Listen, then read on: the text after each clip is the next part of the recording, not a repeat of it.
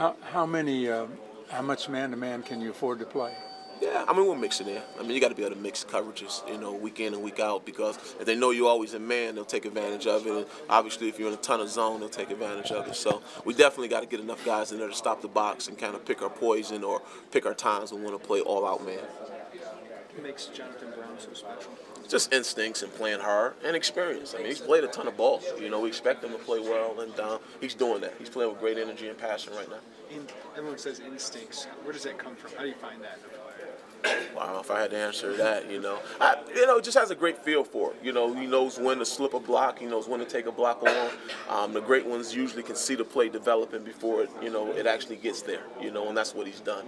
And all the good ones I've been around kind of got that sixth sense. That they can see the play happen before it actually happens. And I think part of it is film study, but then obviously going out there and executing is a different deal, and that's what he's been able to do. Obviously, you love to have everybody that way, but the young team, what's it mean to have at least one guy?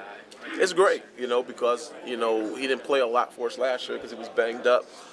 But having him here and, the guys kind of feeding off him and saying, hey, if he can do it, we can do it, that's been huge for us. And hopefully the young guys are learning from him. Have you seen that rub off on the TJ, Mason, those guys? I think so. I mean, they're trying to, emulate him best they can.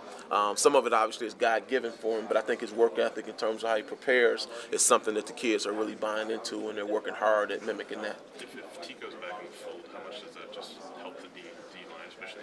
Well, he brings a different dimension in there. He's obviously athletic, but he's also a big kid. So just having him back, from a pass rushing standpoint, should pay dividends right away. How challenging will it be, facing their run game? Man, really challenging. Experienced O-line, great backs, and an experienced quarterback. I mean, it's going to be a challenge to say the least. Do you see any similarities between their offense and Nebraska's in terms of being physical up front, the big line? Yeah, they're both very, very similar in terms of their physicality. Wisconsin probably a little bit bigger, maybe a little bit stronger, but they're very, very similar in just what they're trying to get done in terms of pounding the rock and creating one-on-one matchups where guys have to make tackles in space. Very similar.